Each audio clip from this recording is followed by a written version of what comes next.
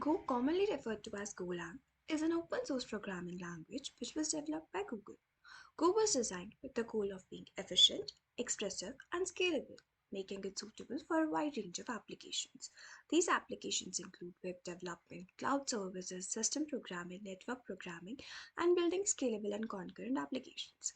If you're a beginner in programming, Golang can be the perfect first language for you. Features of Go. Go is easy to learn and has a beginner friendly syntax that is easy to understand and write. Go makes it simpler to work on multiple tasks at the same time through Go routines and channels. Go has a powerful standard library which comes with a rich set of pre-built tools and functionalities in its standard library. Go's automatic memory management through garbage collection simplifies memory handling, and it has a huge community support.